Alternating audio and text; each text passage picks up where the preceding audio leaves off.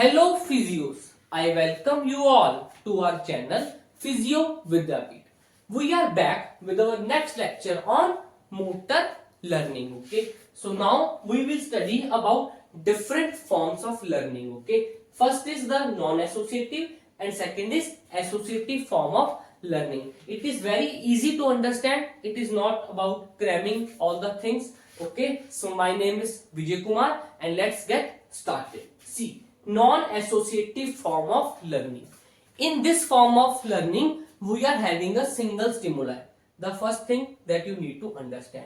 Also, this stimuli is learnt by our nervous system. Okay, that is, we will be increasing our response or decreasing our response to that particular stimuli. See, it occurs when animals are given single stimulus repeatedly. As a result, the nervous system learn about the characteristic of that stimuli. Okay, so यहाँ पर क्या है, एक ही stimuli है जिसको हमारे nervous system ने क्या करना है, learn करना है, that is उसके characteristic को learn करना है.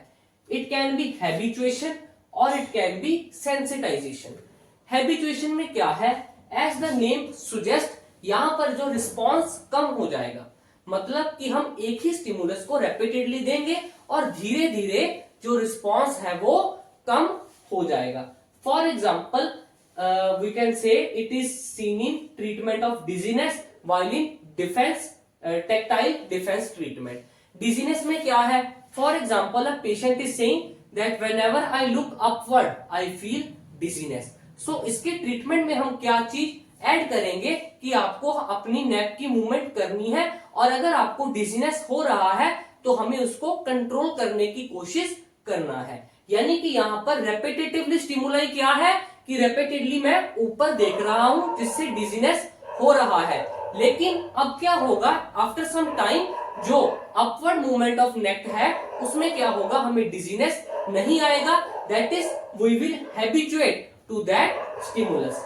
Similarly in case of tactile defence, इसमें क्या है कि जब हम चिल्ड्रन को कोई भी क्यूटेनियस स्टिमुलाई देते हैं वो एक एग्जैजरेटेड रिस्पॉन्स देता है.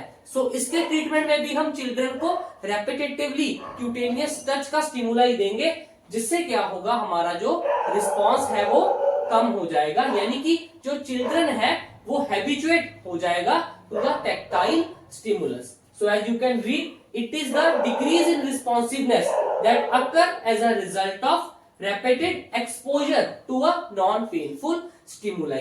यानी कि यहाँ पर जो stimuli है वो चाहे आता रहेगा लेकिन हम उसे कोई response नहीं देंगे.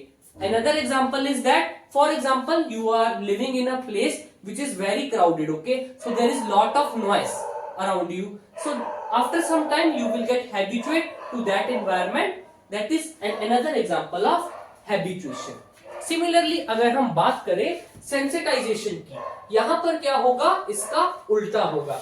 यहाँ पर क्या था, it is decrease in responsiveness, लेकिन वहां पर क्या है, it is increase in the responsiveness. It is increased responsiveness following a threatening or noxious stimuli.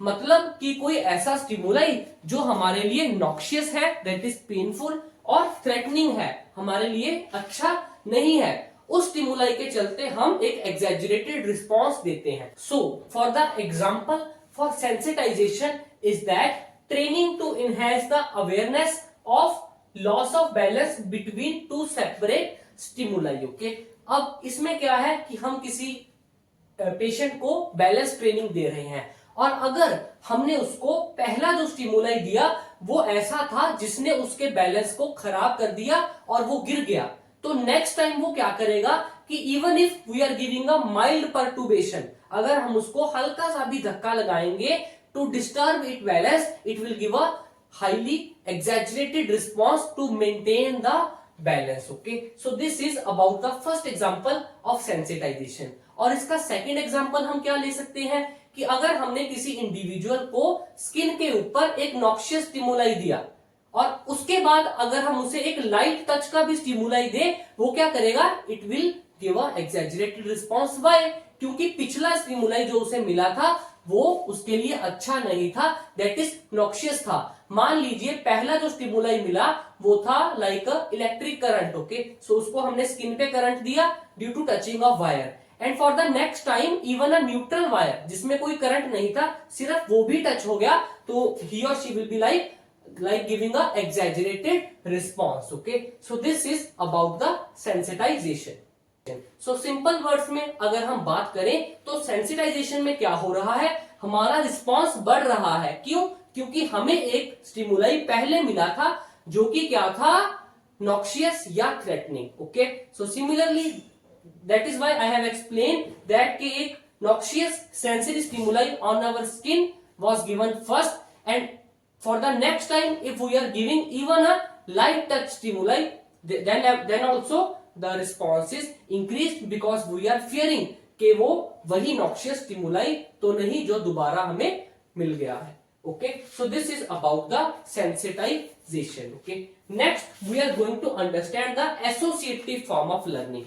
यहां पर हम क्या करेंगे, दो स्टिमुलाई की बात करेंगे, okay, so associative form of learning में क्या है, पहला है क्लासिकल कंडीशनिंग और दूसरा है operant conditioning, okay, so here we learn about the relation between two separate stimuli, okay, यहां पर दो स्टिमुलाई की बात होगी। क्लासिकल कंडीशनिंग में क्या है, इसका जो क्लासिकल एग्जांपल है वो था पावलोव डॉग एक्सपेरिमेंट, ओके, इसमें क्या था, जो रिसर्चर था उसने एक डॉग लिया, इनिशियली ही used the bell, okay, so उसने बेल बजाई और डॉग ने कोई रिस्पॉन्स नहीं दिया, so that is the condition stimuli, okay, so it consist of learning to pair the two stimuli, यानी कि दो स्टिमुलाई होंगे।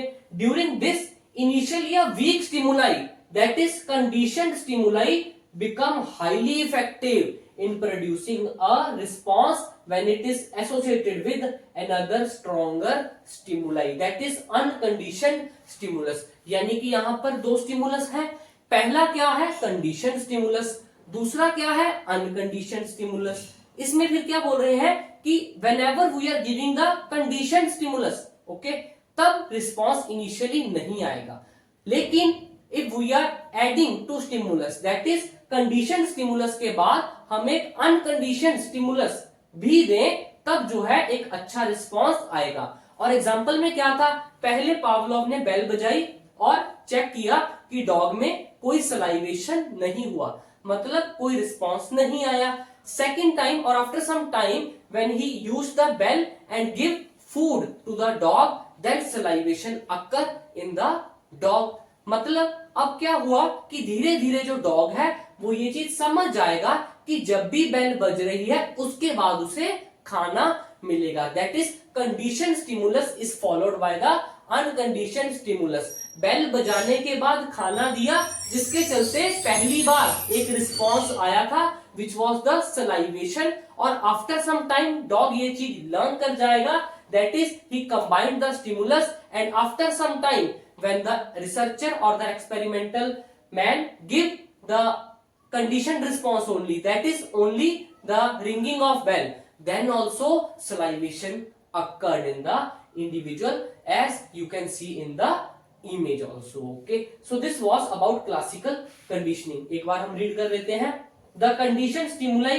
is something that initially produced no response, yes, initially मैंने बेल बजाई कोई रिस्पॉन्स नहीं आया, okay, so initially the bell was produced but no response was seen.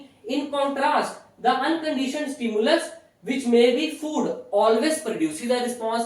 अब फूड जब हम डॉग को दे रहे थे तो रिस्पॉन्स आना ही था, तब तो सलाइवेशन होना ही था। आफ्टर रिपीटेड पेयरिंग, सी जब मैंने रेपिटेडली पेयर कर दिया कंडीशनड एंड अनकंडीशनड स्टिमुलस को, तब क्या हुआ, after repeated pairing of conditioned and unconditioned stimulus one began to see a conditioned response to the conditioned stimuli। मतलब जब दोनों चीजें काफी दिनों तक पेयर हो गई, मतलब एक महीने तक जब हमने बेल बजाने के बाद खाना दिया, so on the 31st day, for example the month was about of 30 days, okay, on the 31st day if we only use the ringing of bell, then also salivation occurred in the Another example of classical condition which is more related to our profession is that when we are giving gait training to any individual. Okay, so if the person is walking with the trunk which is literally flexed to the right side. Okay, so initially when we will be giving verbal cue to the individual to keep the trunk straight, we will say to the patient that please try to keep your trunk straight and then walk. So initially the patient will not give the response. That is our conditioned stimuli. मतलब कि मैंने कहा कि आप अपनी trunk को सीधा करके वॉक करें, वो आपके लिए अच्छा होगा, इनिशियली जो रिस्पॉन्स नहीं आएगा। फिर नेक्स्ट टाइम मैं क्या करूंगा, इस वर्बल कमांड के साथ कुछ फिजिकल असिस्टेंस भी दूंगा। मतलब अगर पेशेंट ऐसे करके वॉक कर रहा है like this, I will be giving verbal command please try to keep your trunk straight, और मैं फिजिकली भी असिस्ट करूंगा उनकी ट्रंक को सीधा करके।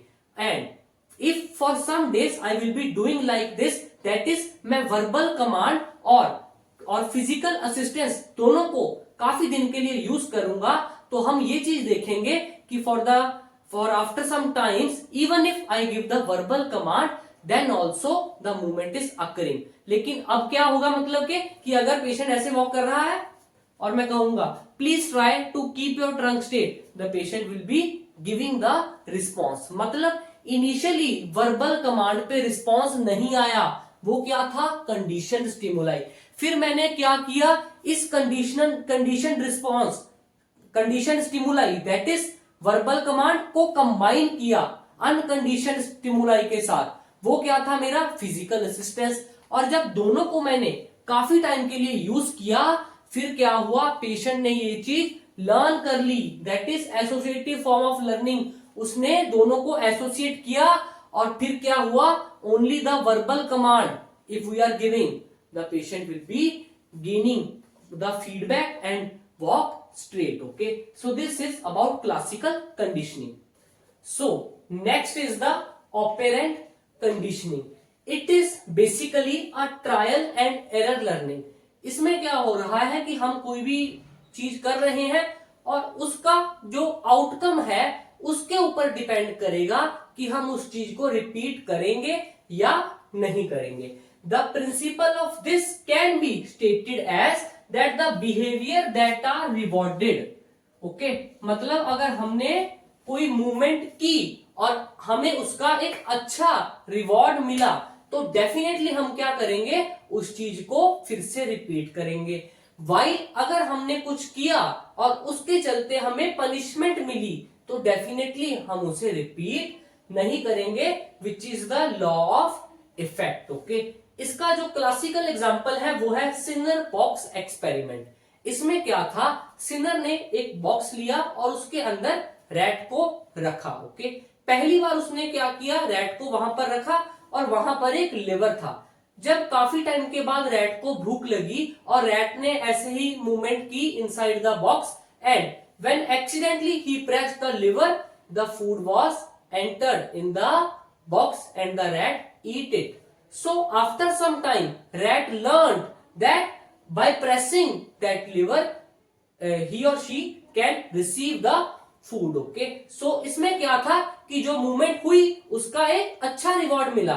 वो क्या था कि हमें फूड मिला या पानी मिला, जो कि हमारे लिए एक अच्छी चीज है। सो ये चीज रिपीट होगी, मतलब कि ये क्या हुआ, एक पॉजिटिव रीइंफोर्समेंट। सिमिलरली अगर इसका उल्टा देखा जाए, सेम एक्सपेरिमेंट में क्या किया कि अगर सिनर ने क्या किया, बॉक्स में रैट को प्लेस किया और उसमें क्या था, थोड़ा थोड़ा इलेक्ट्रिक करंट था, जो कि उसके लिए अच्छा नहीं था रैट के लिए।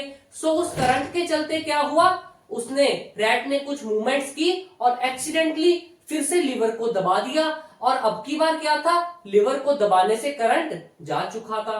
सो अब क्या होगा, अब रैट ने ये चीज समझ ली कि लिवर को दबाने से करंट अब ऑफ हो गया है, और अगर वो उसको फिर से दबाएगा तो करंट आ जाएगा, यानी कि अब वो इस चीज को रिपीट नहीं करेगा।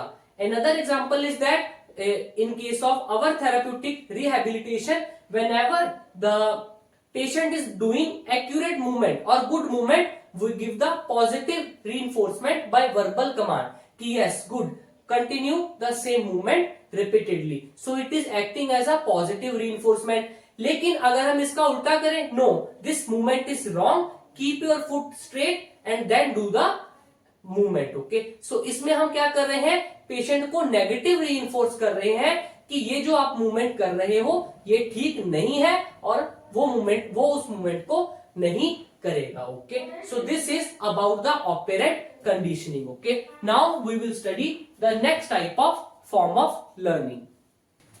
Our next form of learning are procedural and declarative form of learning.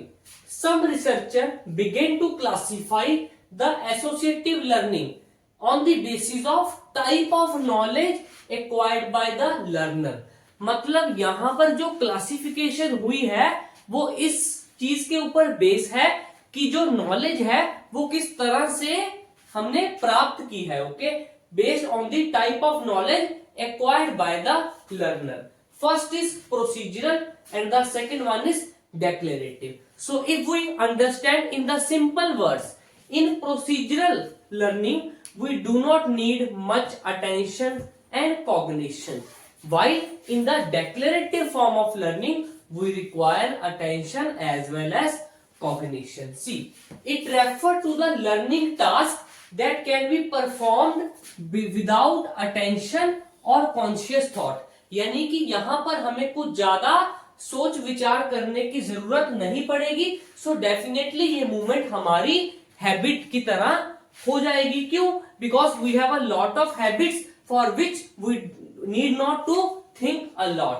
It develops slowly through the repetition of act over many trials and is expressed through the improved performance of task. और जो ये वाली movements है procedural learning में, इसमें क्या है, धीरे धीरे जैसे हम ये मूवमेंट को रिपीट करते हैं ये हमें अच्छे से लर्न हो जाती हैं. It does not depend upon awareness, attention और अदर हायर कॉग्निटिव प्रोसेस. वो मैंने आपको पहले ही बताया कि सोच विचार करने की यहां पर कोई जरूरत नहीं है. During motor skill acquisition, repeating a movement continually under variable or varying circumstances typically lead to procedural learning. लेकिन इसमें एक बात इंपॉर्टेंट ये है कि जब भी हमने कोई एक मूवमेंट की, after for example we did it for the first few times and after that we need to perform that particular movement in variable circumstances. Okay, I will give you example that how the circumstances will vary which will lead to the procedural learning. That is, one automatically learn the movement itself or the rule of the movement, जिसे हम movement schema का नाम देते हैं. इसकी जो example है, when we are teaching a patient to transfer from the chair to bed. Okay, for example we are having a patient, okay, whom we are going to teach the transfer activity, that is to move from the chair to bed. Initially we will explain or make the patient understand how to transfer from the chair to bed. So once the patient will do that movement, then the patient will be doing this transfer from variable height of chair or variable distance between the chair and bed. मतलब अब धीरे धीरे वो circumstances change होती जाएंगी और procedural learning हो जाएगी. यानी कि जो एग्जांपल में हमने बात की वो क्या थी, एक्टिविटी क्या थी, ट्रांसफर सिखाना. मतलब चेयर से एक हमें बेड के ऊपर बैठना है, तो ये हमारी हुई एक्टिविटी. पहले तो हमने एक बार उसको मूवमेंट सिखा दी, चाहे कुछ थोड़ी असिस्टेंस भी दी, लेकिन बाद में पेशेंट ने उसी मूवमेंट को डिफरेंट सर्कमस्टांसेस में भी किया. मतलब एक हाई चेयर से या लो चेयर से, एक छोटी चेयर से या बड़ी चेयर से, और distance between the chair and bed को बढ़ाकर और कम कर. That is the after the performance of this particular movement under variable circumstances, the movement is learned, which is procedural learning. और अब पेशेंट में इस मूवमेंट को करने के सारे रूल उसके दिमाग में सेट हो जाएंगे. दैट इज मूवमेंट स्कीमा जो है वो लर्न हो जाएगा। This is about the procedural learning. और यहां पर हमें कुछ ज्यादा कॉग्निशन, अटेंशन की जरूरत नहीं पड़ी। So now in the declarative form of learning, यहां पर है इसका उल्टा। It result in knowledge that can be continuously recalled. इसमें हमें रिकॉल करना पड़ेगा। रिकॉल मतलब कि हमें सोचना पड़ेगा कि ये मूवमेंट हमने कैसे करनी है। And thus this require the awareness, attention and reflection. Awareness, attention और कॉग्निशन तीनों की हमें एक जरूरत पड़ेगी। It can be expressed in declarative sentence, और इसको जो हमने एक्सप्लेन करना है वो भी हम डेक्लेरेटिव सेंटेंसेस में भी करेंगे। जैसे first I tie the top button, then I tie the next one and then further next buttons. मतलब इसमें हमें एक पर्टिकुलर कॉग्निशन की जरूरत पड़ी कि हमें पहले इस बटन को लगाना है, फिर इसको और इसको। And constantly repetition of this particular form of learning can lead to procedural form of learning. मतलब कि अगर डेक्लेरेटिव लर्निंग को भी अगर हम रेपिटेडली करते जाए तो वो भी प्रोसीजरल हो जाएगी। That is very easy to understand कि when you are tying the buttons of your shirt, do you think that you are going to tie the first the upper button then the lower one? Okay, so you are moved from this declarative to procedural. Initially when you were young, you need to focus to tie this one, then this one and this one. Another example is expert sky racer. Sky racers, when they do the racing in the mountains, okay, that is on the hills, और वहां पर जब वो racing करेंगे, racing करने से पहले वो एक मेंटल रिहर्सल करते हैं। मतलब they think, that is they use their cognitive method to rehearse the race, that how they are going to start and initiate the race. Means these declarative learning require a lot of cognitive process along with the awareness and attention.